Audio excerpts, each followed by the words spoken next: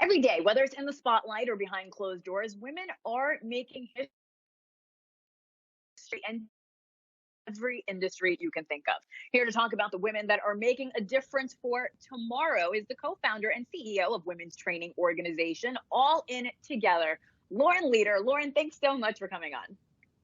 Good morning. Good morning. So let's start with some of the youngest ladies making a change. We have to talk about 17-year-old Greta Thunberg, now a household name. She's made waves when it comes to climate change, of course, even getting our president's attention. What about her has transformed the way people are thinking of now tackling this important issue? Well, I think what's been so amazing about the younger activists like Greta Thunberg is the way in which she leveraged social media to create a worldwide movement. And, she deserves tremendous credit for that. Obviously, she sort of struck the imagination of people around the world because of her boldness and her bravery and her willingness to speak truth to power. And I think the fact that she's young is sort of an extra motivation in a sense for people to get engaged. They relate to her. And there's this sense that if she can do it, I can do it. And I think that's been just incredibly powerful, not just for women, but for young activists around the world. Yeah, let's talk about another bold and brave woman, Lauren. Of course, 22-year-old Malala Yousafzai, Pakistani, becoming the youngest Nobel Prize laureate after fighting for the rights of education for women in third world countries. What are lessons she's teaching young girls, and how has she transformed the education, not only in maybe more rural areas, but around the world? Well, I think she's been an inspirational figure to girls everywhere in many ways, because in the Western world, I think many young girls don't appreciate what a privilege their education is and how inaccessible it is to so many young women around the world. And I think if nothing else, Malala has inspired a generation of young women to appreciate how powerful the educational tools they have available to them are, why it's so important to engage in your school community and why girls' education matters. And obviously she's become a worldwide celebrity, inspiring people everywhere. There are still tens of millions of girls around the world who can't access secondary education. And she's brought a necessary attention to this and made a huge difference.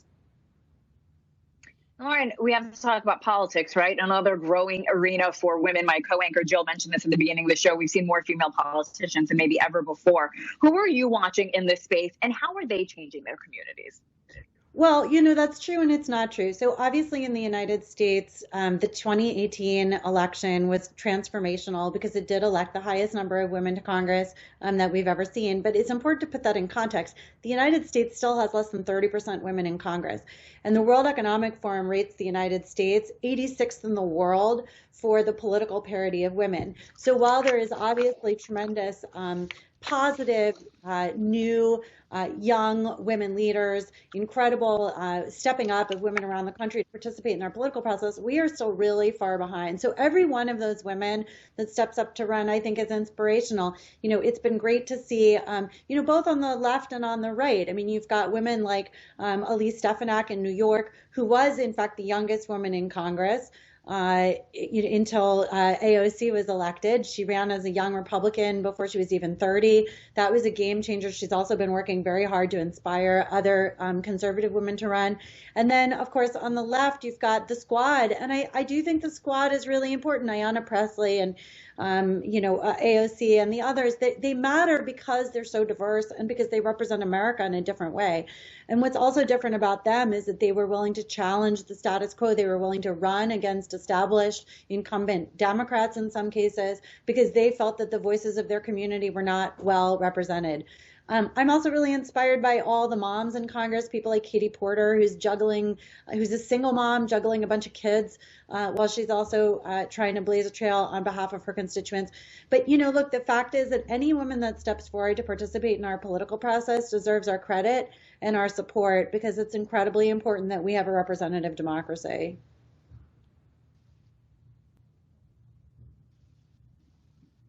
Coronavirus, of course, the World Health Organization says 70% of workers in the health and social sector are women. So how are they leading the charge from behind closed doors as we're dealing with this global pandemic? Well, yeah, and in the United States, those numbers at 76% among younger doctors. So doctors under 50 are now over 50% female. there's no question that women are on the front lines of the coronavirus fight, and it is just profoundly difficult for them. Many of them are also primary breadwinners, primary caregivers. There has been a real lag in the support services for these folks.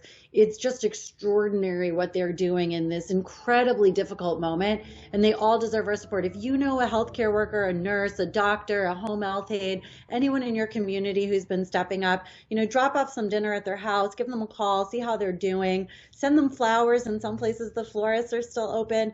They really deserve incredible credit. They are the unsung heroes of this global crisis, and we would be nowhere without them. All right, Lauren Leader, co-founder and CEO of All In Together. Lauren, thanks so much for your time today. Thanks for having me.